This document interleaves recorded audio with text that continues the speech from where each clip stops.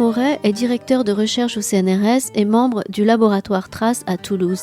Ses recherches sont consacrées à l'archéologie de l'Ibérie et de la Gaule à l'âge du fer et à l'histoire de la géographie antique. Il a co-dirigé en 2015 l'ouvrage « Toulouse, naissance d'une ville » aux éditions Midi-Pyrénéennes. Samedi 11 décembre 2021, Pierre Moret présentait à la librairie Ombre Blanche son livre « 106 Mabas sur l'or de Tolosa », édition Midi-Pyrénéenne, lors d'une rencontre animée par Jean-Marie Paillet.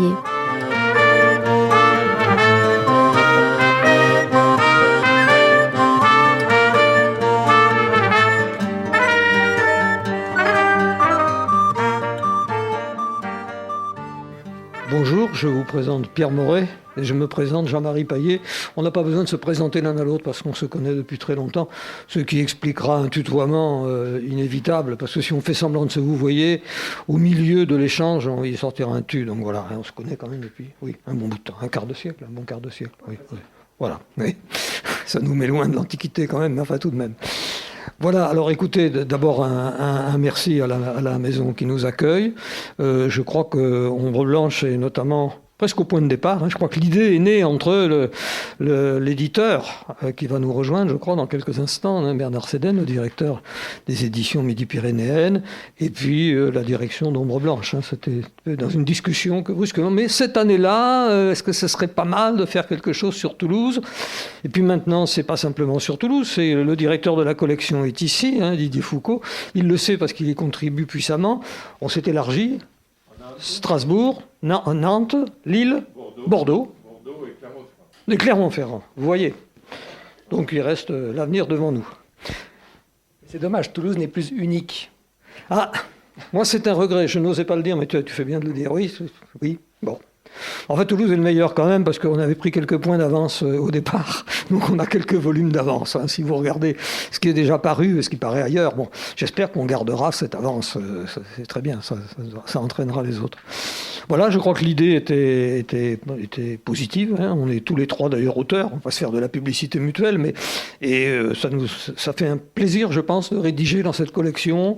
Ça fait un plaisir à des historiens, chercheurs, professionnels, historiens, archéologues, chercheurs professionnels, disons, de temps en temps, d'avoir des volumes qui veulent être extrêmement sérieux, et celui de Pierre Moret l'est éminemment, et être en même temps accessible à un assez large public. C'est bien l'objectif de la collection, avec ce plan dont nous reparlerons, qui est un plan qui marche bien, et c'est une des choses que j'aurais à dire à Pierre, et je lui demanderai de s'en expliquer, c'est que j'ai trouvé que dans son volume, ça avait marché presque tout seul. C'est-à-dire que, véritablement, ce plan en 3 parties, en gros, l'événement, l'arrière-plan et les suites, je schématise un peu, qui n'est pas toujours si facile que cela à respecter, à la fois parce que les sujets ne s'y prêtent pas toujours, ou parce que tel ou tel auteur peut être un peu réticent, un peu coincé là-dessus, et là, véritablement, je crois qu'il est entré là-dedans très vite. Alors, je le présente rapidement. Il a tellement de couronnes que je vais en oublier quelques-unes, mais enfin, tout de même pour le présenter, Pierre est agrégé de lettres classiques, c'est bien ça. Donc, une formation de lettres classiques, et notamment de latin et de grec, et dans le texte, ça apparaît, parce que Posidonius, et puis à travers Strabon, un peu Diodore, etc., tous les textes anciens, Dion Cassius, que tu cites à plusieurs reprises, donc cette maîtrise des textes anciens, et puis il est devenu, ensuite, notamment archéologue et historien, bien sûr. On n'est pas archéologue si on n'est pas tant soit peu historien ou préhistorien, je dis, parce qu'il y a des préhistoriens peut-être dans la salle. Mais il est évident que l'archéologie, si elle n'a pas un débouché historique, on se demande un petit peu ce qu'elle fait. Donc, il est donc passé par la Casa de Velázquez, c'est-à-dire l'Institut français d'archéologie et d'histoire de Madrid, on va dire, l'équivalent de l'école française de Rome, l'école française d'Athènes, dont il a été d'ailleurs pendant une période directeur des études. Ce qui fait que c'est d'abord un spécialiste, il est d'abord, et c'est une des questions que je pose dès maintenant, tu auras à y répondre, comment expliquer ce passage d'un centre d'intérêt très vaste sur l'Espagne, notamment sur les populations d'Espagne. Il est le grand maître de la connaissance des peuples anciens d'Espagne avant la conquête romaine, puis après, mais enfin d'abord avant la conquête romaine. Il est plutôt, comme on dit, proto-historien. Comment étais-tu intéressé particulièrement à Tolosa, à Toulouse, venant d'une spécialité qui est une spécialité hispanique ? il est actuellement directeur de recherche au CNRS. Il a été directeur du laboratoire d'archéologie Trace. Je l'étais avant lui. Ça n'a pas été un passage de témoin direct. Il y a un directeur intérimaire, mais pas plus qu'intérimaire, qui est dans la salle. Vous voyez. Donc il est archéologue plus que confirmé. Je vais vous confier un secret. Il est aussi spécialiste de quelque chose d'inattendu. Si vous avez des interrogations là-dessus, vous pourrez le faire, mais pas dans la réunion après. Il est un spécialiste aussi du monde des insectes. Voilà. Il y a même, je crois, un insecte d'Amérique latine qui porte son nom parce que c'est lui qui l'a découvert. Ouais. Les archéologues, non, ça leur arrive pas. Donc soyez plutôt spécialiste des insectes. On retiendra davantage votre nom. Alors, Moretensis ? Moretti, tout simplement, Moretti. Ce livre, je pense qu'il s'imposait vraiment. Hein. Je crois que c'est peut-être un peu moi qui t'ai dit, ce serait quand même bien si tu nous... Parce que je savais qu'il avait beaucoup travaillé là-dessus, je savais que c'était des questions que notre corporation, les historiens, archéologues, se posaient depuis longtemps. Que faut-il penser de cette histoire de l'or de Toulouse, de l'année 106 ? Et comme le précise Pierre, il est très rare pour l'Antiquité, en dehors des successions véritablement des grands généraux romains, j'allais dire, ou d'Alexandre le Grand, etc., qu'on ait des dates, une date aussi précise, 106, et puis après tu le montres, 104, 102, hein, la suite des événements pendant 5 ans. Véritablement, là, on a un épisode bien daté, et c'est au cours de cet épisode que se fait jour l'histoire qui devient légende de l'or de Toulouse. Toute la troisième partie du volume, qui est donc les suites de l'événement, est consacrée à ce thème, histoire et légende. Et en même temps, histoire et mémoire. Hein. On aurait peut-être à se demander si, d'une manière ou d'une autre, il ne faudrait pas que la ville de Toulouse sache un jour faire mémoire de cette période. Je ne sais pas sous quelle forme. Je vais vous confier aussi une nouvelle encore officieuse, mais à l'autre bout de l'histoire de Toulouse la plus ancienne, les Visigoths, Toulouse visigothique, hein, le 5e siècle après Jésus-Christ, eh bien, il a été décidé à l'unanimité, je pense, par la commission d'attribution des noms de rues ou de places, vous savez qu'il y aura bientôt une place qui fera mémoire des... Alors c'est dans l'esprit du temps, des reines et des rois visigoths. On commence par les dames. Bon, il y en a quand même une, hein. Ragnahilde, c'est la reine Pédoc. Bon, alors je me demande si les Tectosages, par exemple, ne pourraient pas un jour avoir droit à une place ou pas une impasse autant que possible. Bon, pas une impasse. Bon, voilà. Quelque part une mare ou un étang et l'appeler... Eh c'est ça, oui, mais le jour où tu nous auras dit où ils sont, oui, enfin du côté d'Ampalo, Saint-Roch, par là, sans doute, oui. Voilà, alors donc, je vais lui donner la parole, hein, je ne vais pas la monopoliser. Vous avez donc ce livre qui s'inscrit parfaitement donc dans le schéma que je disais, c'est-à-dire dans un premier temps, on expose l'événement et son contexte immédiat. Dans un deuxième temps, retour pour expliquer avec notamment le recours, mais le recours court tout au long du texte. Il y a un personnage central, il y a une source centrale finalement, donc paradoxalement, source écrite mais disparue, paradoxalement, donc une source disparue, c'est Posidonius, je crois qu'il va avoir l'occasion d'y revenir, ou une rue Posidonius, peut-être, oui, ce serait peut-être pas si mal que ça, parce que le personnage est vraiment intéressant, et le fait que ce soit lui, à travers Strabon, qu'on ait recours pour les choses essentielles. Voilà. Un dernier mot pour son éloge, mais pour vous dire que quand l'idée était venue que ce serait bien qu'il nous donne cette synthèse, et dans cette collection, sur l'événement de 106, c'est qu'avant de nous apporter cela, avec beaucoup de lumière, beaucoup aussi d'incertitudes qui sont cernées tout au long du petit ouvrage, parce qu'il en reste beaucoup, Pierre Moret nous avait appris que le nom de Tolosa, contrairement à ce qui avait pu être dit au long des siècles et encore tout récemment, n'était ni un nom latin, ni un nom grec bien sûr, mais c'est par des auteurs grecs qu'on donnait d'abord, entre parenthèses.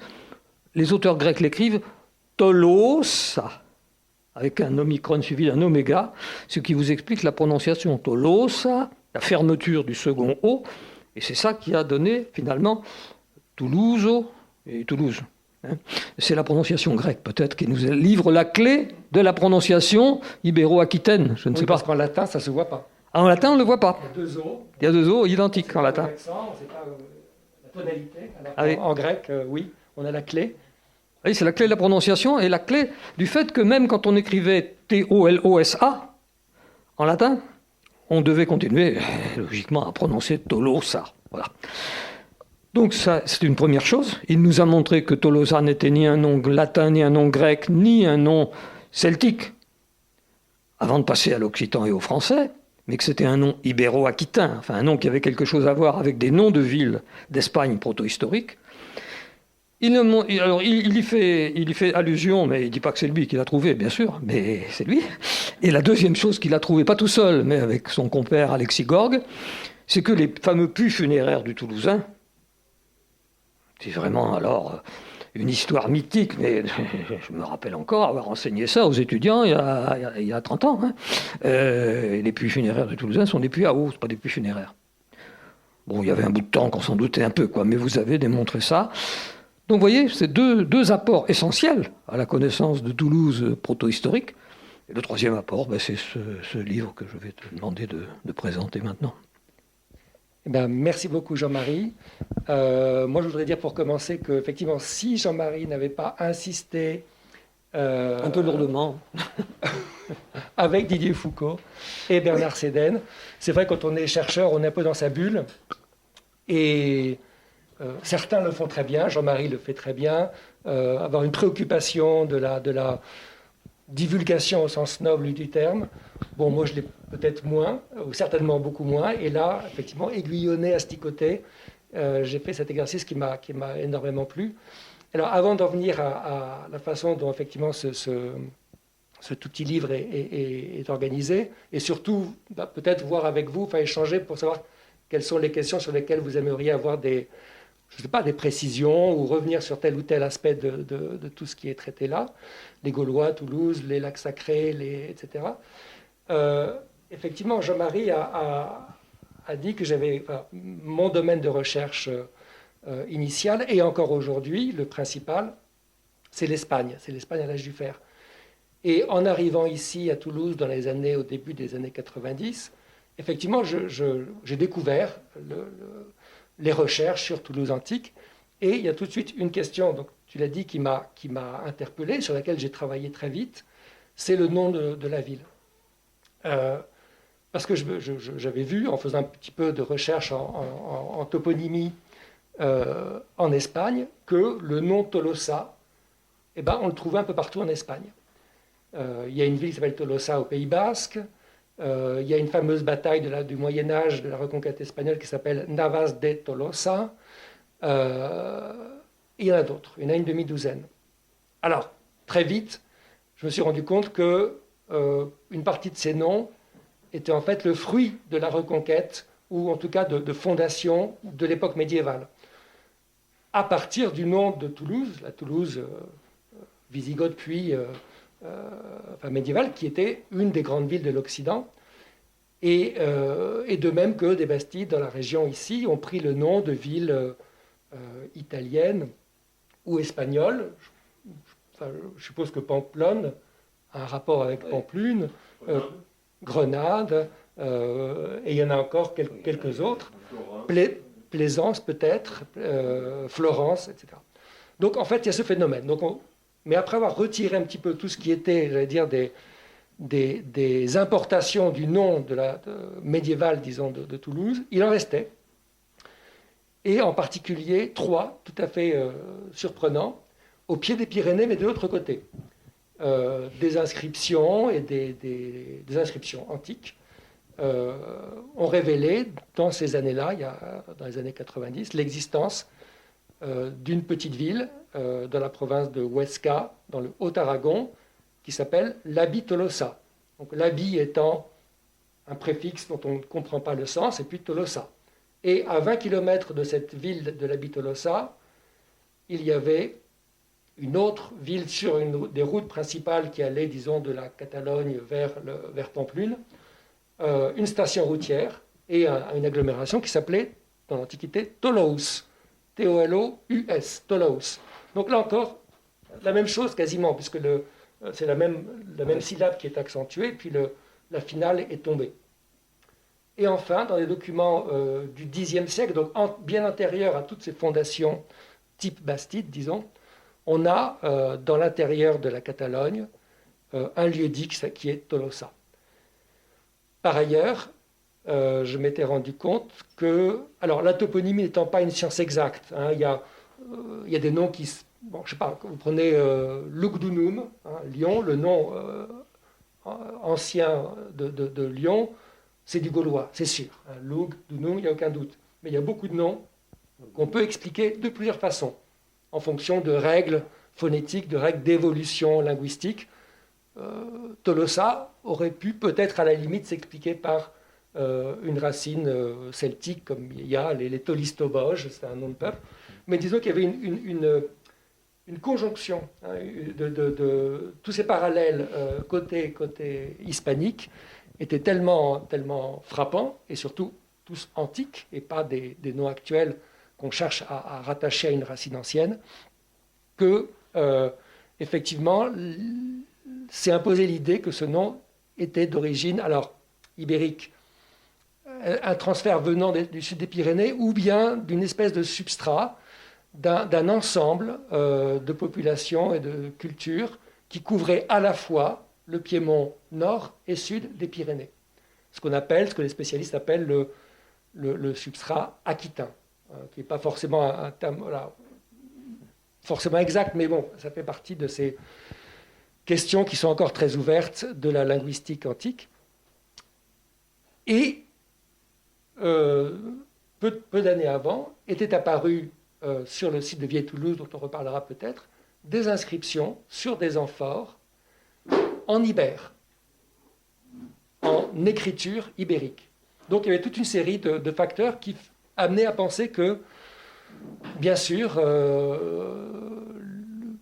Tolosa est présenté comme une ville gauloise, capitale d'un peuple qui a un nom typiquement gaulois, à savoir les Tectosages. Et si on fait l'étymologie de Tectosage en gaulois, ce sont ceux qui sont à la recherche, ceux qui sont en quête, sages. Alors Tect, alors il y a eu plusieurs hypothèses d'un toit, en supposant une racine qui est proche du latin, tectum, mais l'autre, apparemment les meilleurs spécialistes actuellement, pensent plutôt que dans Tect, la racine gauloise ou celtique fait référence à la notion de bien. Et donc, ceux qui cherchent des biens, c'est des pilleurs, des pillards, des conquérants qui recherchent du butin, en quelque sorte. Voilà. Donc, déjà, un panorama très complexe. Et puis, Jean-Marie l'a dit aussi, avec un jeune collègue qui faisait sa thèse à l'époque, on s'est retrouvé confronté à un de ces dossiers énormes, compliqués, difficiles, parce qu'il y a des décennies de controverses entre chercheurs, de plusieurs générations de chercheurs, sur la question de ces centaines de puits. Toutes les fouilles faites à Toulouse et dans ses environs ont révélé l'existence de puits, plus ou moins profonds, avec des remplissages variables. Et il y a eu deux grandes théories. D'abord, disant que c'était des puits funéraires. Donc, en gros, c'était là que les tectosages enterraient leurs morts, ce qu'on ne trouvait pas trop. Enfin, il y avait, je ne sais pas, 1% ou 2% des puits qui contenaient quelques restes osseux humains.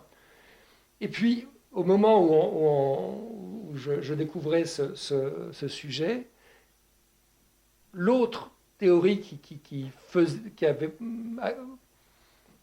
faisait presque l'unanimité, c'était celle des puits cultuels, des puits qui seraient les témoignages de grandes festivités, de grandes célébrations, de rites où on buvait amphores de vin venus d'Italie. Et effectivement, dans beaucoup de ces puits, on trouvait des quantités de fragments ou même d'amphores entières qui avaient été jetées dans ces puits. Alors, je ne vais pas insister beaucoup parce que c'est sur quels sont les arguments qu'on a utilisés pour dire non, ce sont des puits à eau tout bête, si je puis dire. Entre autres, c'est qu'il y avait au fond de ces puits plein de restes de micro-mammifères, des petites souris, des dizaines de restes osseux de crapauds, etc., qui montraient que ces puits avaient été ouverts pendant de longues années. Il n'est pas simplement spécialiste des insectes, mais aussi des crapauds. Non, il y avait des études faites par... les fouilles avaient été très bien faites. Avec ça a été quand études. même l'élément de preuve Voilà, décisif. C'est un des éléments. Ouais, voilà. Et donc, ces puits avaient été ouverts. On y avait puisé de l'eau. On y a trouvé des seaux. On y a trouvé parfois des casques, mais qui étaient des casques qui avaient été réutilisés sous forme pour en faire des récipients pour puiser l'eau. Voilà, bref. Et pourquoi c'était important d'arriver à cette conclusion, qui aujourd'hui, fait l'unanimité, c'est que sachant que par ailleurs, on trouve très difficilement dans la région de Toulouse des restes de construction avant l'époque romaine. Parce que les Gaulois construisaient, et il y a une excellente thèse faite récemment sur ce sujet par Pierre Péfaut, principalement en terre et en bois. Beaucoup en bois et avec des éléments de torchis, etc. Et parfois beaucoup de fragments d'amphores qui servaient à assainir le sol dans les endroits un peu humides. Donc très peu de traces des constructions. Par contre, ces puits, dès lors qu'on les interprète comme des puits à eau, eh bien, ils sont le témoin de la présence à proximité d'une habitation. Et donc on a une carte, tout d'un coup, la carte des puits devenait non plus la carte de sanctuaire, etc., un peu improbable parce qu'il y en aurait eu partout, mais la carte des fermes dans la campagne autour, ou des établissements ruraux parfois assez grands, à Blagnac par exemple, qui ont été fouillés il y a quelques années, et puis de deux grandes agglomérations, l'une à Vieille-Toulouse, fameuse parce qu'elle est explorée, étudiée depuis plus de 100 ans, juste au nord du village de Vieille-Toulouse, là où il y a le golfe en gros. Et puis une qui est connue depuis plus de 100 ans grâce à Léon Joulin, année 1900-1902, mais qui était réellement fouillée en grand et de façon moderne avec des études extrêmement fines dans les années 2000, à la fois par l'INRAP et par la société Archéo du Nord, sur l'emplacement de la caserne Niel. Donc là, on a une grande agglomération. En gros, c'est un espèce de triangle qui serait délimité par la Rocade au sud, l'avenue de Lurs à l'est, la rue du Ferretrat à l'ouest, et puis ça s'arrêterait à peu près au boulevard des Récollets ou un peu au-dessus. Donc c'est vaste.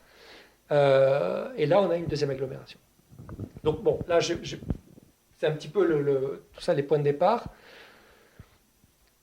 Et le troisième gros dossier sur lequel j'ai travaillé, et qui se retrouve effectivement dans le livre, c'est la question de comment arriver à lire et à comprendre les sources antiques, les historiens de l'Antiquité, qui nous parlent de Toulouse.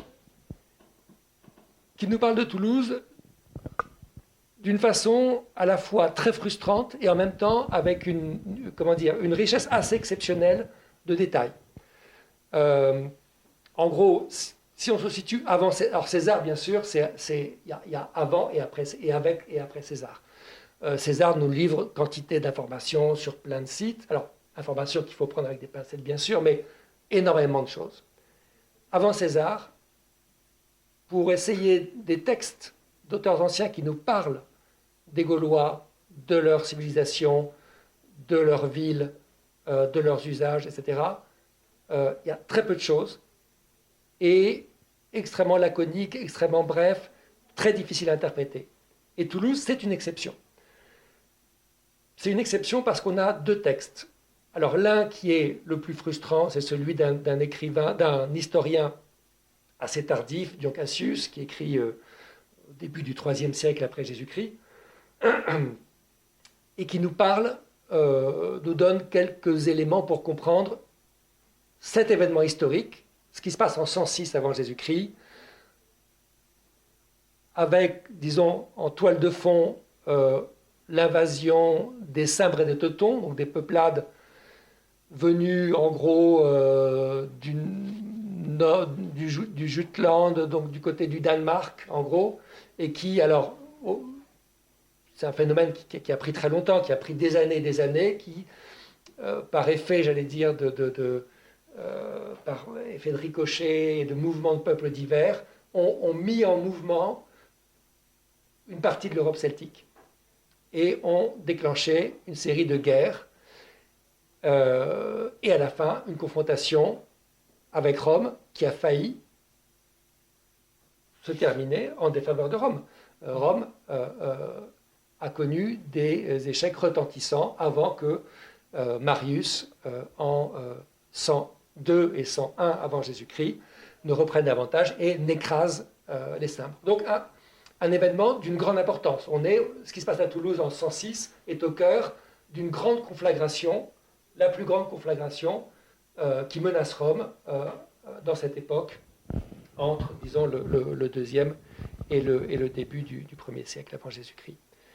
Donc cet auteur, malheureusement tardif, Dion Cassius, et dont on n'a qu'un résumé, un fragment qui est un résumé probablement de tout un paragraphe où il développait cet épisode, nous dit que, donc en 106, lui ne nomme pas le général romain qui, alors que les Gaulois de Tolosa, qui jusqu'alors étaient des alliés fidèles de Rome, depuis la conquête de la Narbonnaise, les Gaulois de Toulouse n'avaient pas été inclus dans la province au moment de sa création. Alors, je ne rentre pas en détail quand est-ce qu'elle est réellement créée, enfin au moment où, disons, les Romains prennent le contrôle du littoral de la Provence et du Languedoc, et où ils fondent Narbonne, Toulouse, les Tectosages sont un allié qui a passé... il y a un traité qui a certainement été signé avec les Tectosages, passé, parce que la notion de signé est totalement anachronique, et au moment de l'arrivée des Cimbres, et d'autres peuples, dont les Teutons, les Tigurins, alors ce sont les Tigurins qui arrivent dans le sud-ouest de la Gaule, et qui, 2 ans avant, écrasent une armée romaine du côté d'Agen, et les Tectosages, les Tolosades, sentant le vent tourner, alors là, ils n'ont pas bien senti le vent tourner, ils ont vu trop court, ils ont vu la victoire des Tigurins contre les Romains à Agen, ils n'ont pas vu quelles étaient les vraies réserves de l'État romain, et donc, alors, ils ont rallié, ils ont fait défection, ils ont rallié les Cimbres. Et là, dans ces cas-là, Rome est toujours inflexible, punition immédiate, ils envoient des légions commandées par Caepio, un consul, le consul de l'année. Donc c'était pas un légat, c'était vraiment un des 2 consuls de l'année qui est envoyé, et il s'empare facilement de la ville. Pourquoi ? Parce que dans la ville, il y avait 2 partis. L'un qui avait choisi les Cimbres, mais un autre qui était plutôt favorable à Rome. On peut imaginer, alors on sait que par les fouilles qu'il y avait des négociants italiens qui résidaient à Toulouse au IIe siècle avant Jésus-Christ. On le sait, on a même des inscriptions. Il y avait même des négociants marseillais qui, eux, étaient des alliés extrêmement fidèles de Rome. On a des inscriptions en grec à Toulouse-Saint-Roch du IIe siècle avant Jésus-Christ. Et on avait des Ibères aussi, qui étaient associés à tout ce grand commerce. Et donc, on peut supposer que, j'allais dire, cette plutocratie de Toulouse a dû probablement aider, disons, à ouvrir les portes en quelque sorte. Il me semble, Dion Cassius dit qu'ils ont ouvert les portes. Les amis de Rome ont ouvert les portes aux troupes romaines, hein, c'est ça. Ouais. Alors que la petite garnison qui avait été placée par les Romains à Toulouse avait été mise, comment dire ça, enfin, arrêtée, mise aux arrêts, faite prisonnière, enfin, on ne sait pas combien ils étaient, etc. Bon, donc on n'a pas de détails. Et ce qui se passe à ce moment-là, c'est qu'il y a, comme dans toute situation de ce type d'antiquité, un pillage. Et donc, alors là on passe à un autre, parce que Dion Cassius ne nous parle pas de ce pillage et des richesses de Toulouse, et donc là on passe à un autre auteur, qui lui est un témoin absolument fascinant, qui est, donc Jean-Marie l'a évoqué, le philosophe, physicien, géomètre, astronome, ethnographe, historien, c'était une espèce de grand intellectuel de l'époque, un peu universel, le grand savant de l'époque, Posidonios. Alors, vous trouverez, selon les ouvrages qui en parlent, Poseidonios, Posidonios, Posidonius. Bon, peu importe, toutes les façons sont, j'allais dire, autorisées de rendre son nom. donc un grec, mais au service de Rome, mais qui avait une vision. Alors, ce qui est très intéressant avec Posidonios, c'est que c'est vraiment le grand témoin de ce qui se passe en 106 et dans les années suivantes. Pourquoi? Parce qu'il est presque contemporain. Il se trouve que dans les années, là on ne sait pas exactement en quelle année, mais dans les années entre 100 et 90, donc au plus 10 ans après, c'est rien. Il est amené à faire un voyage diplomatique et scientifique à Cadix. Et il y a des aspects diplomatiques, et puis aussi, il veut absolument voir comment le soleil se couche à Cadix. Est-ce qu'il est plus gros quand il se couche qu'ailleurs en Méditerranée? C'est une des questions scientifiques de l'époque. C'est aussi une des questions que tu te poses, puisque tu fouilles régulièrement dans le sud de l'Espagne, à Bello, à côté de Cadix. Oui. Il y a très beau coucher de soleil, oui. Et donc, on sait qu'il a consacré un traité à ces questions-là, et aussi s'intéresser aux marées. Parce qu'évidemment, comme tout grec ou romain, on connaît la Méditerranée, il y a des marées minuscules, voire quasiment inexistantes, et on est fasciné par les récits de Pythéas, d'autres qui parlent de ces marées, ou sur des kilomètres, etc. Bon. Et donc, il est allé aussi observer le phénomène des marées. Et sur le chemin, il s'arrête en Gaule. Alors, il y a eu plein de spéculations. Certains ont dit qu'il serait venu jusqu'à Toulouse. Non, c'est totalement improbable. Enfin, bon, c'est mon opinion, mais je pense que c'est assez largement partagé. Je pense qu'il n'avait ni le temps, ni les moyens, ni l'intérêt suffisant pour faire un tel détour. En tout cas, ce qui est certain, c'est qu'il s'est arrêté à Marseille, puisqu'il nous parle de son séjour à Marseille. Il nous dit l'impression que lui a fait le fait de voir près de Marseille, au-dessus de la porte d'entrée de maisons gauloises, des têtes coupées qui ont été clouées en façade des maisons, choses qui sont connues par ailleurs par l'archéologie. Il est probable, on n'a pas le témoignage, mais c'est probable qu'il s'est aussi arrêté à Narbonne. C'était une escale presque obligatoire dans cette navigation.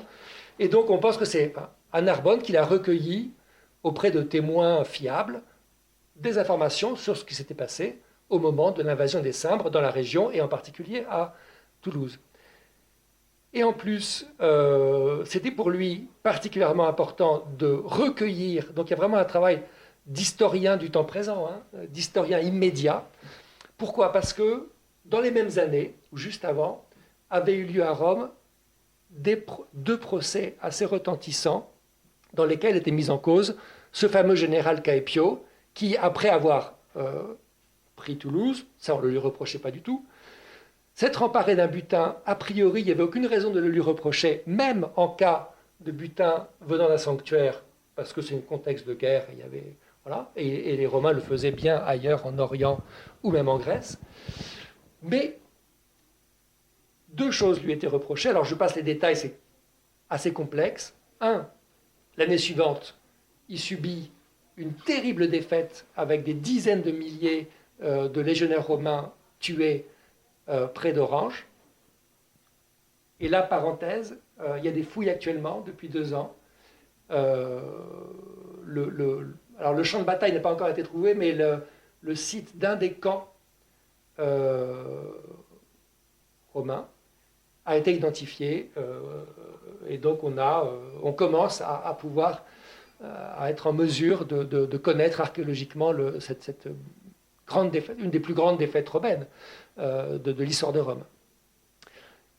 Et donc, Caepio a visiblement, enfin lui et l'autre consul n'ont pas réussi à s'entendre, et donc on fait des grosses erreurs tactiques et on leur reprochait ce désastre. Et puis, autre reproche, c'est pas d'avoir pillé le sanctuaire, mais le fruit de ce pillage revenait en grande partie à l'État romain. Donc, d'autres auteurs nous parlent d'un convoi qui acheminait ces quantités d'or et d'argent vers Marseille pour l'embarquer ensuite sur des bateaux pour Rome. Eh bien, il y aurait eu une attaque en cours de route, et certains ont prétendu, alors personne ne saura jamais, aucun historien ne pourra jamais éclaircir ce point. Est-ce que c'était vrai, est-ce que c'est pas vrai? Bon, voilà. En tout cas, il y a une attaque fomenté ou pas par Caepio lui-même ou par certains de ses officiers, on n'en sait rien, et une partie de l'or, et donc ces bandits s'emparent d'une partie de l'or. Tout est très contradictoire et complexe, puisqu'on sait par ailleurs que le butin de Toulouse a servi à des fondations coloniales par ailleurs. Enfin, voilà. En tout cas, il y avait un procès. Et dans les joutes oratoires des avocats, etc., très certainement était ressortie l'idée que le trésor pillé par Caepio lui avait porté malheur. Pourquoi ? Parce que c'était un trésor en quelque sorte maudit. Maudit parce qu'il venait de Delphes, ou des Gaulois. Alors je ne vais pas faire le calcul, plus d'un siècle avant, ou un siècle et demi. Un siècle et demi avant, en 279, ouais. Aurait pillé le sanctuaire de Delphes et toutes les richesses qui s'y trouvaient, en particulier d'or, et les aurait ramenés chez eux en Gaule, et entre autres les tectosages qui avaient participé, et cela c'est vrai, puisqu'on connaît des tectosages qui ensuite se sont installés dans l'actuelle Turquie. Donc la partie des tectosages qui n'auraient pas continué leur raid vers la Turquie actuelle, alors je mets beaucoup de conditionnels, ceux qui seraient revenus chez eux à Toulouse auraient déposé ce trésor venu de Delphes dans leur sanctuaire constitué par des marécages et des enclos sacrés. Alors, Posidonius n'y croyait pas, et il recueille à Narbonne ou quelque part sur la côte des témoignages allant dans ce sens-là. Et il a un argumentaire très, scientifique, pour dire ça n'a aucun sens cette histoire de trésor revenant de Delphes. Donc je ne vais pas rentrer dans le détail de l'argumentaire, mais ce qui est très intéressant, c'est qu'il s'appuie sur ce qu'il apprend sur Toulouse pour dire ça n'a pas de sens parce qu'ils étaient tout à fait capables, eux, d'accumuler des richesses aussi importantes à cause de leur conception religieuse, différente de celle des Grecs et des Romains. Il explique que pour les tectosages, le trésor était absolument inviolable, intouchable. Et ça, c'est très différent de ce que pratiquaient les Grecs ou les Romains, où le trésor de la cité, qui était, pouvait d'une certaine façon, qui était sous la protection des dieux, on pouvait en quelque sorte, en cas d'extrémité, l'utiliser pour mettre sur pied des légions, voilà. Il n'y avait pas ce côté absolument sacré au sens de on n'y touche absolument pas. Et donc l'accumulation était un phénomène au cours des siècles tout à fait possible. Et Posidonius a d'autres arguments pour appuyer cette idée. Donc sa description, moi je considère qu'elle est relativement fiable, parce que c'est un témoin proche, parce qu'il a recueilli les témoignages, et qui nous dit par exemple des choses extrêmement précises. Alors c'est amusant parce que dans le texte de Posidonios, qui est transmis par Strabon, qui est un géographe, un peu historien, mais surtout géographe, mais qui heureusement cite probablement mot pour mot un passage de Posidonius, légèrement résumé sans doute, parce qu'il y a des petites incohérences, légèrement résumées, mais on a vraiment Posidonius. Et, en gros, ça fait une page, ce qui est énorme pour des témoignages de cette époque. Il y a une espèce de progression assez amusante. Au début, il dit oui, la question de l'or, de Tolosa. Bon. Or, puis deux lignes, 3 lignes plus loin, il dit oui, l'or et l'argent qui étaient placés déposés dans les étangs, or et argent. Et puis on arrive à quelque chose d'encore plus précis. Au moment, là, on a vraiment un témoignage presque photographique. Il parle. Alors là, on se situe un peu. C'est pas Caepio, c'est pas le pillage au moment de la prise de la ville. C'est certainement ça c'est mon hypothèse. Quelques années après, quand la guerre contre les Saints s'est terminée, heureusement pour Rome, avec le triomphe de Marius, eh bien, les Romains reprennent le contrôle complet du territoire tectosage qui avait fait défection. Caepio prend Tolosa, mais après il s'en va. Et je ne pense pas qu'il laisse une grosse garnison.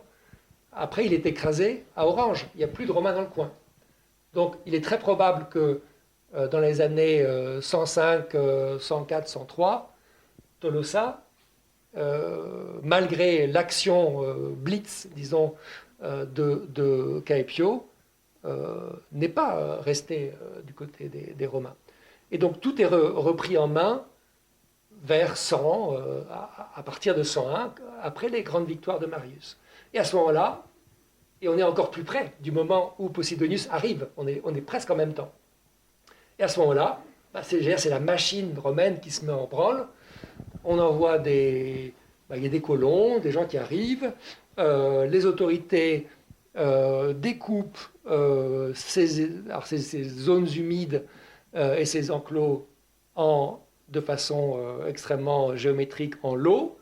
Ces lots sont attribués à des personnes qui ont le droit de les exploiter. Alors sans doute, évidemment, donc en gros, la zone, elle est publique, hein, la zone des sanctuaires de Tolosa devient publique, mais il y a une adjudication pour que des individus puissent y récupérer tout ce qu'ils peuvent trouver en draguant, en creusant, en fouillant, et sans doute avec un pourcentage qui revient à l'État.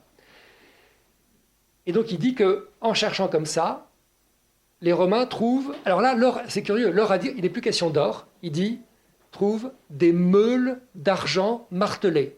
C'est vraiment une expression d'une grande précision.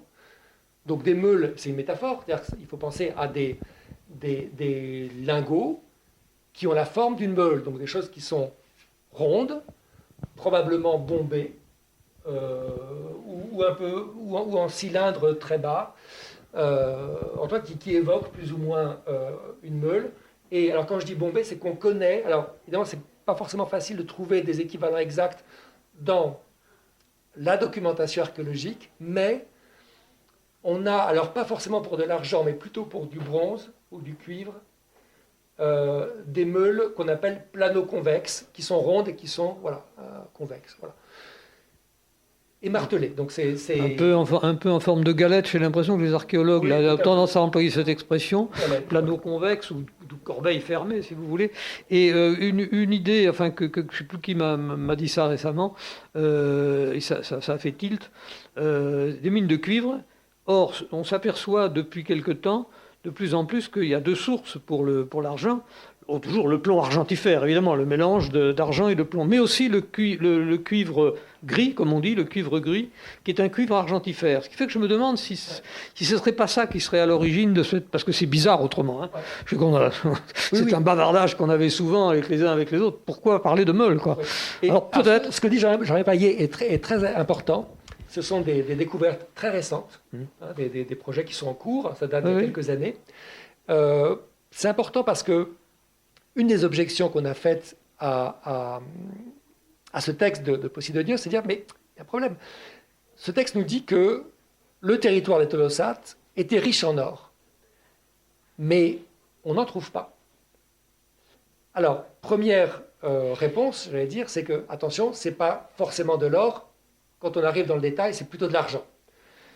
Mais là aussi, jusqu'à il y a quelques années, ce n'était pas évident de dire, voilà, le territoire des Tectosages, autour de Toulouse, enfin jusqu'aux Pyrénées, était riche en argent. Il y a beaucoup d'argent chez les Rutènes, mais c'est un autre peuple. Il n'y a pas de raison de penser que le territoire des Gaulois Tectosages de Toulouse incluait le pays Rutène. Il n'y a pas de raison. Voilà, maintenant, depuis un projet de recherche qui est en place depuis 5 ans à peu près, on a effectivement dans les Pyrénées, du côté du massif d'Arise, et aussi dans les Corbières, qui font aussi partie, on le suppose, du territoire des Tectosages, des gisements miniers polymétalliques avec du cuivre argentifère. Et dans des quantités, et dont on sait et c'est ça la grande découverte récente, grâce à des datations avec le carbone 14, qu'on a des mines dans ces secteurs-là qui ont été exploitées dès le IIIe siècle avant Jésus-Christ. C'est les travaux d'Emmanuel Meunier qui sont vraiment importants. Donc voilà, il y avait des ressources. Alors il faut penser à ça, des ressources sur le territoire, et puis bien sûr, des butins. Alors pas de Delphes.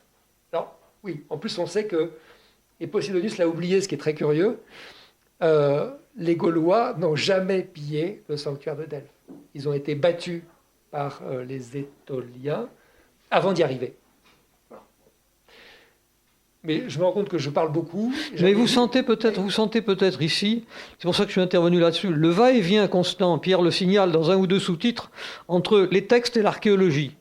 Et ce que tu signales à plusieurs reprises, c'est que, bien sûr, quand on a les textes, c'est très bien de faire dialoguer, hein, c'est ça, faire dialoguer les textes et l'archéologie, mais que dans bien des cas, alors on le dit, je rappelle l'avoir dit 100 fois à des étudiants, enfin, etc. Il faut pour les périodes où on a des textes ou des inscriptions, etc., il faut en tenir compte très largement.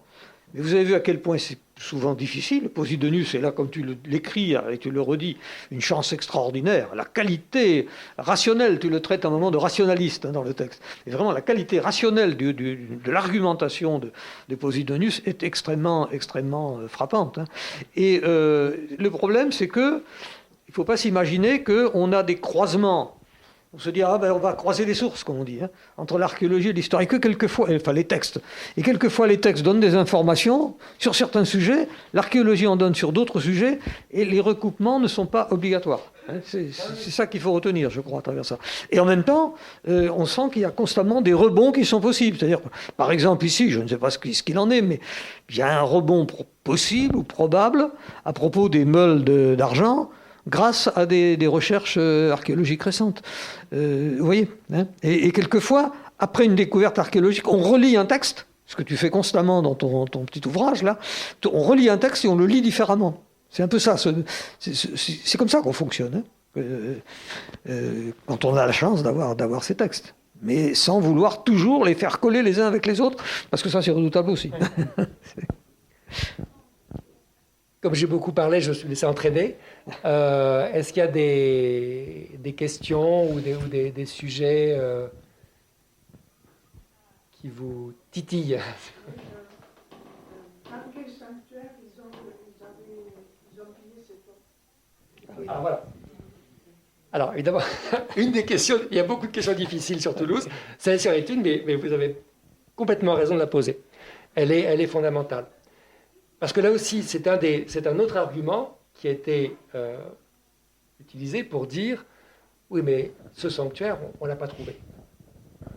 On n'a pas trouvé ces meules d'argent, on n'a pas trouvé de sanctuaire du tout qui serait signalé par... Alors, dans le texte, il est question d'un enclos. Hein. En fait, le texte de Posidonius semble distinguer deux espaces, hein, complémentaires, mais qui semblent disjoints, peut-être très proches, en tout cas différents. Il y a un espace qu'il a... Alors, il faut revenir un petit peu sur les termes avant d'aller vers l'archéologie, si vous voulez, madame. Donc, parlons d'abord de ce qu'il appelle les séquoies.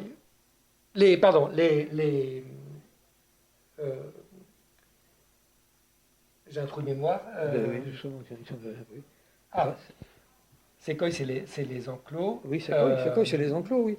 Pour les, et puis limnais pour les étangs. Le terme grec utilisé par Posidonius pour désigner ces espaces humides, c'est limné. Alors, dans beaucoup de traductions, surtout traductions anciennes, il est question de lac.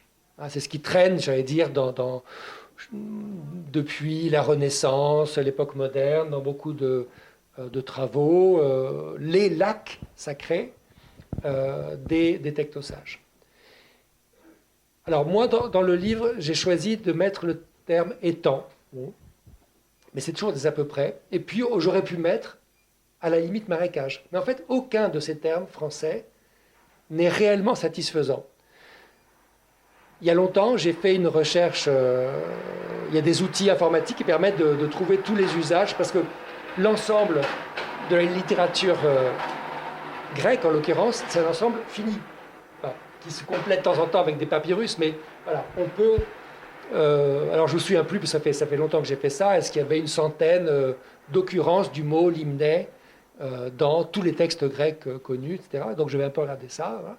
Mais ce n'était pas énorme. Bon. Et en fait, et en plus, il y a un travail, heureusement, un très grand savant italien a fait un article spécifique sur la question du sens de limné. Voilà. C'est un terme qui désigne, qui peut désigner tout espace, tout plan d'eau non courante, pour le dire de façon négative. Donc toute eau qui n'est pas courante, qui n'est pas une rivière, qui n'est pas un fleuve, qui n'est pas la mer, peut être désignée par limné, tout dépend du contexte. Y compris ce qui est dans une coupe, hein, aussi bien, hein, je crois. Non ou pas, non, quand même pas trop. Alors, parce que je vais y revenir. Non, ah bon, ouais. Je vais dire pourquoi. Ça peut être un étang littoral, limné.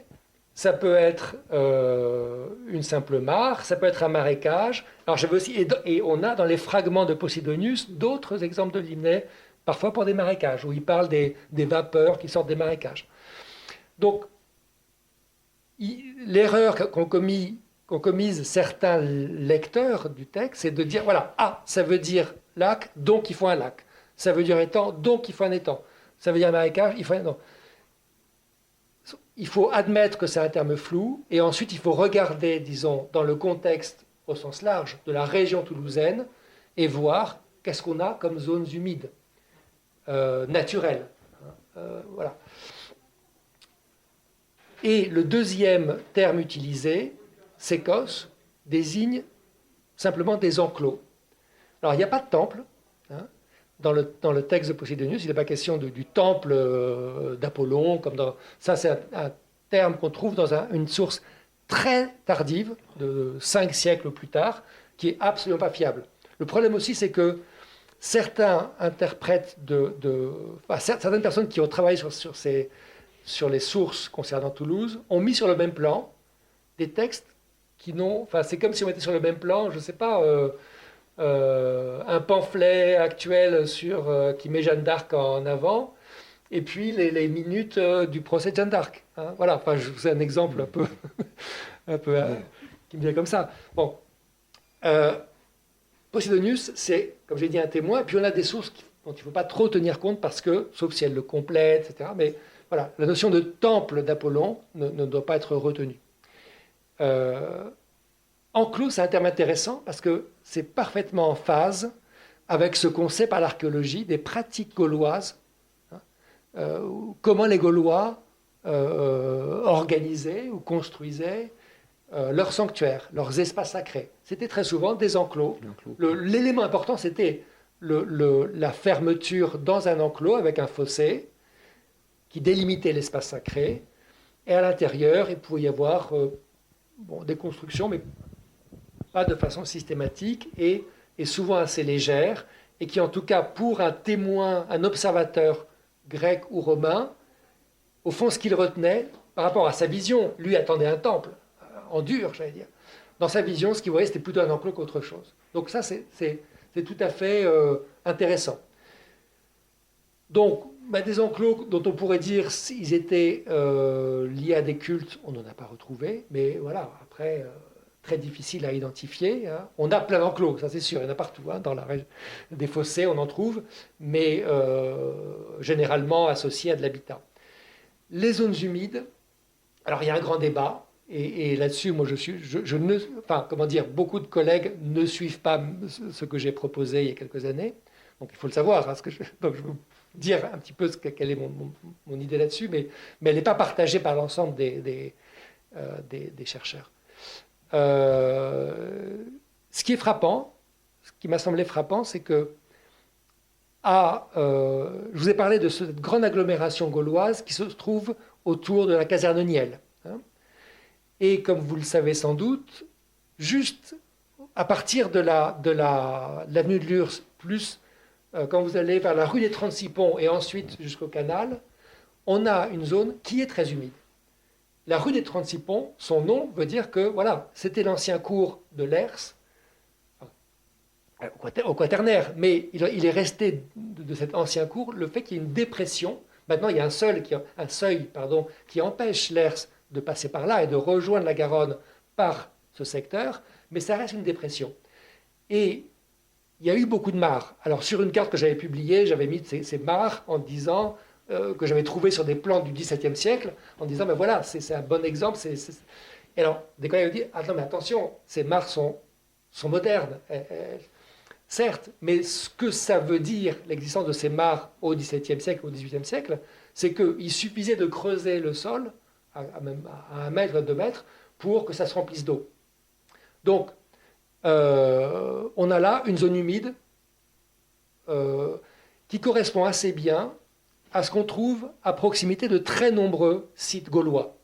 Et même indépendamment de la question du sanctuaire. On sait par exemple, par César, quand il attaque Avaricum, Bourges, la ville pour lui est défendue à la fois par son rempart très puissant, mais aussi d'un côté par des marécages. Et il dit à plusieurs reprises que les Gaulois recherchent pour installer leurs agglomérations des lieux qui sont défendus par des marécages. Donc, je pense que le choix du site de Saint-Roch, qui n'est pas un site exceptionnel, ce n'est pas un site de hauteur, il n'est pas protégé de ce point de vue-là. Mais il y avait peut-être des zones humides qui le protégeaient d'une certaine façon. Et qui pouvaient aussi être, une partie d'entre elles, le lieu d'un sanctuaire. Voilà. Sachant par ailleurs qu'évidemment le choix du site de Saint-Roch, Castres-de-Niel, le choix de ce site, évidemment, il a à voir avec le commerce, le grand commerce. Hein. C'est là qu'arrive la route qui vient de la côte, qui vient de Narbonne. C'est la route qui était déjà une route gauloise, certainement, et qui est devenue ensuite la voie romaine. Et puis, où on embarquait les marchandises sur des chalands, sur des radeaux qui descendaient la Garonne. Voilà, donc c'est une hypothèse, hein, sachant qu'ailleurs, dans l'environnement proche de Toulouse, on n'a pas d'autres zones humides qu'on puisse réellement identifier. Et disons-le, le débat, parce que le débat il est avec Vieille-Toulouse, hein, les deux sites coexistent au IIe siècle. Au 1er siècle, le site de Saint-Roch a disparu. Et le site de Vieille-Toulouse est un oppidum puissant, très latinisé, très romanisé, très vite, visiblement. Hein, jusqu'au moment où, avec Octave Auguste, au tournant de notre ère, on renvoie la population, non pas pour la punir, mais presque au contraire pour lui donner ce qu'elle a mérité. On crée la ville de Toulouse à l'emplacement actuel du centre de la ville actuelle. Et dans le débat, ce que Pierre dit à plusieurs reprises, c'est ces zones marécageuses, on les voit vraiment pas à Vieille-Toulouse, quoi. Alors c'est un peu ça aussi la discussion. C'est pour ça que la discussion est quelquefois difficile, mais un des arguments forts, je trouve, c'est celui-là. Mais pour être vraiment honnête, il faut savoir que de nombreux collègues, et c'est une position qui est totalement légitime, disent voilà, tant que dans ce secteur on n'aura pas trouvé des éléments qui prouvent que c'était utilisé avec des restes archéologiques, on ne peut pas conclure là-dessus. On pourrait aller jusqu'à dire, pour défendre une thèse intermédiaire, j'y ai pensé en te relisant, hein, parce que vous savez, on lit, on relit, c'était je dois le dire, hein, un vrai bonheur. Hein. Je l'avais lu puisque j'avais été, avec Didier Foucault, un des relecteurs, hein, on est une équipe de relecteurs, etc. Et ça m'avait beaucoup plu à l'époque, je l'avais peut-être à ce moment-là, je l'avais relu après quand c'est paru en volume, puis je viens de le relire ces jours-ci, pour voir un petit peu où on en est. Et ça m'a plu encore plus. Je veux dire, vraiment, le livre se lit avec un agrément très, très, très fort. Mais le débat autour de ça est quand même un débat difficile, mais que l'argument des étangs, alors l'argument des étangs est fort. On pourrait à la rigueur peut-être dire, puisque, comme tu l'expliques très bien, les agglomérations gauloises étaient quelquefois pas d'un seul tenant. Il pouvait y avoir plusieurs éléments, probablement, dans ce qu'on avait appelé, on va dire, le chef-lieu tectosage, était à plusieurs éléments, puisque de toute façon, au IIe siècle, il y a bien à la fois Vieille-Toulouse et le secteur de Saint-Roch. On pourrait, à la rigueur, penser que la capitale politique aurait pu être vu sa position à Vieille-Toulouse, capitale politique, et qu'à ce moment-là, un des aspects, avec peut-être l'enclos, qui aurait pu être à Vieille-Toulouse, on ne l'a pas trouvé pour l'instant, mais qu'à ce moment-là, les étangs, ils étaient en bas, en contrebas. Ça pourrait à la rigueur se défendre comme idée. Hein. C'est pour dire que là, il reste une marge d'incertitude. Ouais. Mais en même temps, l'élément étang est fondamental, et la comparaison que tu fais avec Snettisham, c'est ça, hein, Snettisham dans le Norfolk, est vraiment extrêmement frappante. Hein. Oui, parce qu'on a un exemple au moins d'une zone dans le sud de l'Angleterre, totalement marécageuse, sur quelques hectares, et où des fouilles ont fait ressortir des monnaies, des objets, des dépôts, des petits lingots, etc. Mais ça, c'est un point important, ce que tu as souligné à l'instant.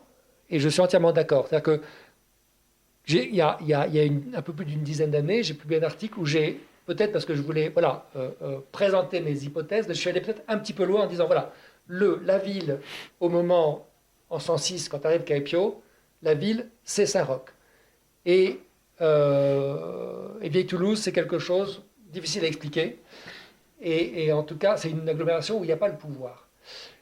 Aujourd'hui, effectivement, je ne décrirai pas la même chose. Et je pense qu'il faut être... J'étais un peu pris. J'ai fait une erreur d'anachronisme. Je pense qu'on plaque... On sait qu'il ne faut pas le faire, mais on finit toujours par le faire. On plaque sur la Gaule, dont la culture politique, etc., était très différente de celle des États-cités de la Méditerranée, que ce soit en Grèce ou en Italie. On plaque sur la Gaule des choses qui ne lui correspondent pas. Entre autres, cette notion de la ville, qui est la capitale, qui est le pouvoir à la fois politique, économique, etc. En Gaule, c'est beaucoup plus complexe. On a des phénomènes qui sont de mieux en mieux étudiés. Par exemple, on sait que les établissements ruraux avaient une grande importance. Ils étaient très nombreux, très très nombreux, dans la plaine. Et on sait par César, entre autres, que les nobles gaulois résidaient très souvent dans ces établissements ruraux qui pouvaient ressembler à de grands villages, qui pouvaient être vastes.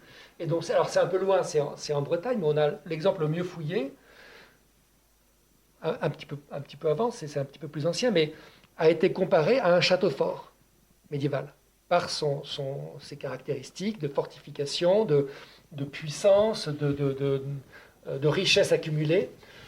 Donc le pouvoir n'était pas forcément dans une ville au sens méditerranéen. Donc l'idée qu'il y ait deux agglomérations ne pose en soi aucun problème, à 4-5 km de distance. Comment se faisait le partage concret des fonctions que nous, spontanément, on associe à la ville? C'est très compliqué, il faudra continuer à fouiller, aller plus loin, mais il y a un panorama beaucoup plus... Alors, ce n'est pas l'un ou l'autre, hein, c'est les deux dans une espèce de combinaison assez complexe. Oui. Alors, deux mots, je vais poser une question. Avant, je vais faire circuler un petit papier. Si vous souhaitez que l'on vous informe des autres manifestations de ce type et publications de notre collection, vous pouvez, bien sûr, c'est facultatif, mettre votre adresse mail et votre nom. On vous tiendra au courant de nos activités. Voilà. Et j'ai une question. Alors, il y a eu, ça a été évoqué au début, il y a eu toute une légende autour de l'Ordre de Toulouse. Est-ce que tu peux nous donner quelques jalons sur cette légende qui a duré pendant des siècles? Oui. Alors, avec plaisir. Mais là, je ressors mes notes parce que tellement c'est savoureux et passionnant.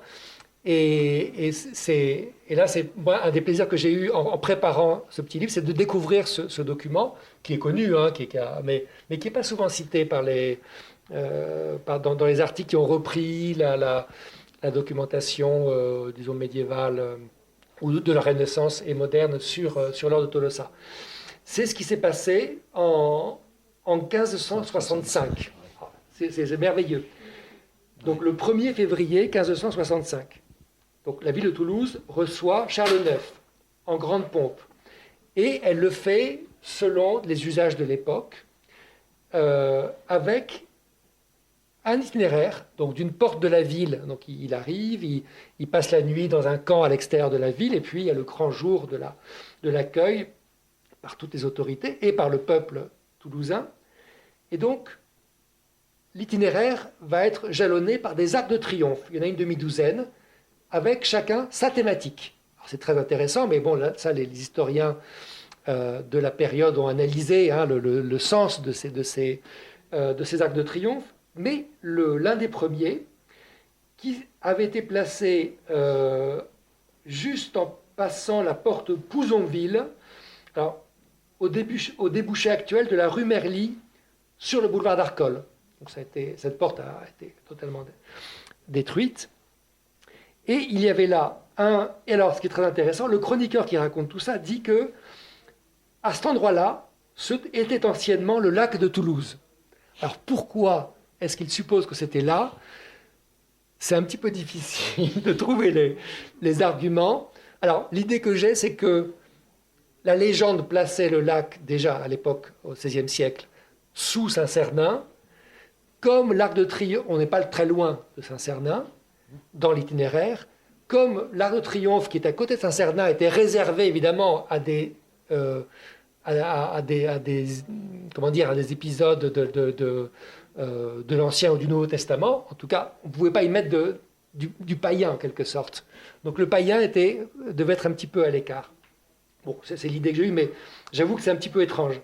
En tout cas, et il décrit, et on rêve d'avoir, on n'a pas malheureusement, une image de cet Arc de Triomphe. On en a pour d'autres, à Paris par exemple, il y a à la même époque, sur des réceptions de Charles IX, on a des gravures qui représentent, c'était des choses qui... Alors, c'est fait en bois et en toile peinte. Il y avait une armature en bois qui faisait certainement plusieurs mètres de haut, et puis des toiles peintes qui étaient tendues là-dessus, et donc peintes.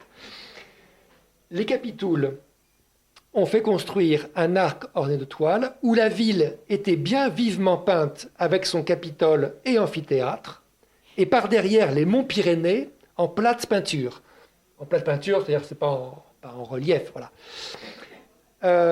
Au pied de la ville, il y avait un lac, et dans celui, de grandes pièces de bois dorées et argentées, faites en mode de pierre molaire.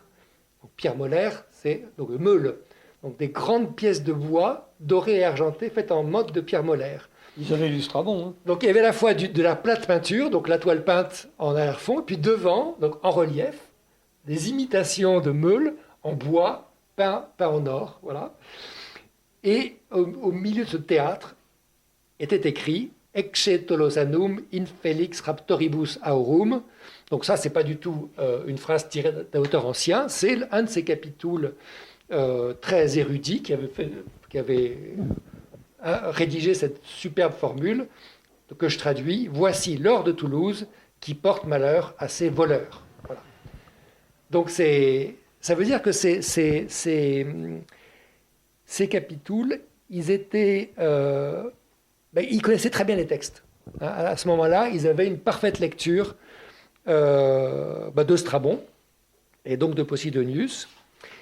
Mais bien sûr, ça n'empêchait pas l'idée la recherche, parce qu'en même temps, ils connaissaient Posidonius, mais ils n'avaient pas ce que j'ai dit tout à l'heure sur attention, ne confondons pas le bon grain et l'ivraie, les textes proches des événements, en plus écrits par des auteurs qui sont de vrais historiens, je mets des guillemets à vrais, et puis des auteurs fait des textes qu'on doit à des compilateurs, à des compléteurs d'anecdotes, en plus qui ne s'intéressent pas à l'histoire en tant que telle, juste aux anecdotes.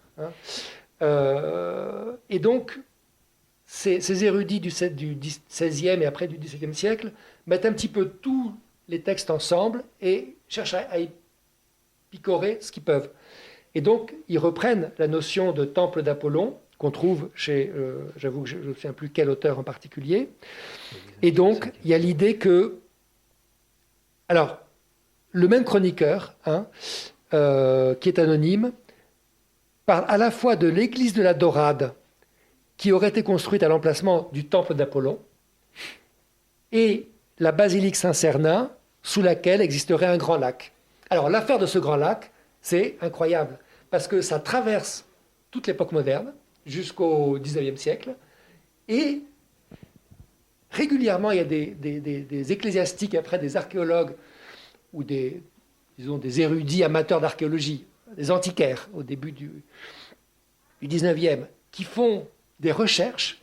Alors j'ai noté les premières recherches au début du XVIIe, Catel démontre l'absurdité de la légende du lac souterrain sous Saint-Cernin en s'appuyant sur des arguments géologiques et en constatant que la porte censée donner accès au lac souterrain ne menait qu'à un simple puits. Ça ne suffit pas. Ensuite, en 1747, en 1808 et en 1837, donc à 3 reprises, il y a des fouilles qui sont réalisées, soit par un abbé, soit par Montaigu, enfin, etc. Et la légende résiste, résiste. Non, Montaigu fait partie de ceux qui continuent à croire à la légende, parce que lui, alors il a des visions. En 1777, il dit « J'ai vu moi-même, à l'un des piliers qui soutiennent le clocher, à la droite du maître-autel, un trou par lequel on entend le bruit du torrent. » Voilà. Donc, allez-y voir, je ne sais pas quel pilier c'est. Sans compter que ton eau stagnante, ça ne peut pas être un torrent, il n'y a pas de doute. Ton eau, c'est pas la tienne, celle de Posidonius. Mais c'est vrai que c'est quelque chose qui reste et qui est resté. Alors aujourd'hui, je ne sais pas, j'ai fait une petite recherche sur Internet, Or, Toulouse, etc. J'ai pas trouvé grand-chose de vraiment récent. Mais bon, ça peut ressortir n'importe quand. Oui, le fameux proverbe « bien mal acquis ne profite jamais », l'histoire de Caepio, c'est ça, c'est des histoires. Oui, je voulais dire tout à l'heure, pour me faire pardonner un petit peu cette histoire d'eau dans la coupe, là, c'est que, alors ça ne marche pas pour l'hymne, mais il y a un mot gaulois, et je me demande s'il ne faudrait pas regarder de ce côté-là, il y a un mot gaulois qui, sur la racine lind, lindos ou lindon, qui désigne l'eau stagnante, l'eau non courante, par opposition à d'autres termes, il y a un ou deux autres termes gaulois qui désignent l'eau courante, et ça désigne l'eau, alors ça vaut pour les marécages, ça vaut pour les étangs, etc. Et ça vaut aussi, donc pour le coup, le mot gaulois vaut aussi pour une eau dans un vase, dans une coupe, parce que par définition, cette eau, elle stagne, elle n'est pas courante. Voilà. Donc je me demande si l'hymne ne pourrait pas être sous la plume de Posidonius, relu par Strabon, enfin copié par Strabon, la traduction du gaulois lindos ou lindon. J'en sais rien. Peut-être. Mais ça me revient à ce que tu dis sur ce mot gaulois, c'est que des auteurs plus récents qui traduisent ou qui s'inspirent de Strabon et de Posidonius ou qui ont d'autres sources utilisent le terme lacus en latin. Et il se trouve que lacus a, disons, un registre de sens qui est un petit peu différent de l'hymne. Et entre autres, lacus peut signifier une citerne, donc peut signifier un espace construit dans lequel on va conserver de l'eau. Et c'est pour cela que certains collègues ont pensé que, y compris certains puits de Vieille Toulouse, pouvaient avoir été ces lacus, ou donc ces... Voilà. Mais le problème, c'est que... Sois indulgent. Non, c'est pas ça, mais faisons confiance à Posidonius, et à l'auteur et à son terme. Voilà. Peut-être que... Est-ce qu'il y a d'autres questions? Oui. Oui, moi je me rappelle toujours avec plaisir comment mon voisin Marc Saint-Saëns, c'était il y a une quarantaine d'années, me racontait que dans sa jeunesse, il voyait des tireurs d'or dans la Garonnette. J'ai jamais pu imaginer que ça fasse des montagnes d'or. Or, vous dites, page 51, que la valeur de ce trésor était extraordinaire. Mais vous ne dites pas d'où aurait pu sortir cet or, sauf que vous y êtes légèrement venu à la fin de votre exposé en suggérant qu'on sait où trouver de l'argent, on sait où trouver du plomb argentifère, on sait où trouver du cuivre dans les environs, mais d'où est-ce qu'à l'époque des technosages, on pourrait faire venir l'or qu'aurait accumulé ces marchands ou ces banquiers. Parce que finalement, s'il y a un gros trésor à Toulouse à cette époque, c'est pas d'origine minière, c'est de l'accumulation capitaliste. Capitaliste ou guerrière. N'oublions pas que dans le... Voilà. Et ça, c'est un point très important. Que les pièces d'or qui avaient servi au IIIe siècle, je crois, de salaire aux mercenaires de Philippe de Macédoine, dont certains étaient tectosages, mais d'autres romains ou carthaginois, est-ce que, même si on en trouve beaucoup dans les... Enfin, beaucoup, j'exagère, si on en trouve quelques-uns aujourd'hui dans les musées de cette partie de la France, est-ce que ça aurait pu faire suffisamment pour construire des accumulations d'or? Alors, oui, vous l'avez dit vous-même, c'est de l'or et de l'argent. Dans une proportion qui est... Alors, d'autres sources nous donnent une proportion, mais bon, peu importe, il y avait les deux. Mais même si l'or ne constitue que la moitié, mettons, ça fait toujours beaucoup d'or. Cela dit, j'ai noté un... Je ne vais pas rechercher exactement les quantités, mais quand on voit sur le butin que César lui-même, la part du général, qui est une des parts du butin, bien sûr une part très importante, mais il y avait la part pour l'État, et la part pour les soldats, et il y avait la part du général. Donc César, sur sa part personnelle, a prélevé, je crois que c'est, va vous retrouver, je crois 90 tonnes d'argent, uniquement pour acheter les terrains pour faire construire son forum à Rome. Ça veut dire qu'il avait beaucoup plus que cela, beaucoup plus. Et donc cette quantité, c'est à peu près équivalent à ce qu'il pouvait y avoir à Toulouse. Bon voilà, si Toulouse était une des grandes capitales, un des grands sanctuaires de la Gaule, avec d'autres, c'est pas forcément inimaginable, si vous voulez. Après, il faut aussi bien avoir en tête que le chiffre donné, 15 000 talents, ce sont des chiffres qui peuvent être aussi des approximations, j'allais dire, vers le haut. Donc il faut les prendre avec pas mal de pincettes.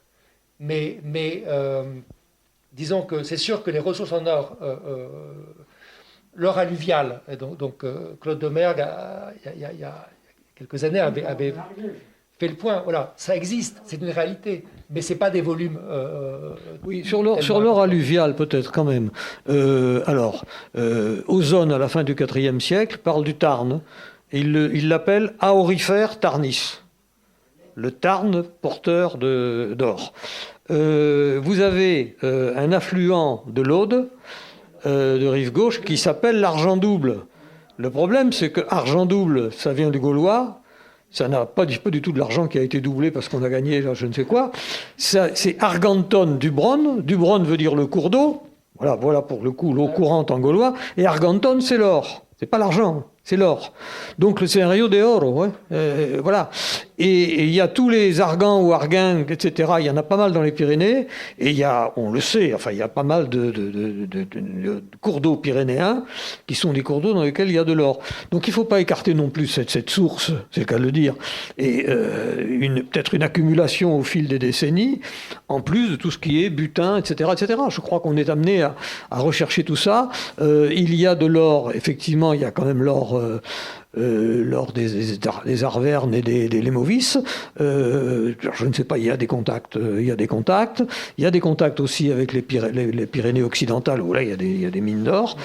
Bon, on ne peut rien exclure. Hein, on ne peut rien exclure. Mais là aussi, on est dans les chapitres, dans les sous-chapitres dans lesquels il y a une part d'incertitude. C'est clair, hein, c'est parfaitement dit dans le texte, hein, sur ce point comme sur d'autres. Hein. Merci à vous pour la question. Peut-être qu'on n'a pas fait le tour, mais en tout cas, je vous remercie beaucoup pour vos questions. Donc, si vous souhaitez faire dédicacer votre livre, vous avez une table à l'entrée. Il sera dédicacé en lettres d'or. Et Pierre, se fera un plaisir, je crois, de...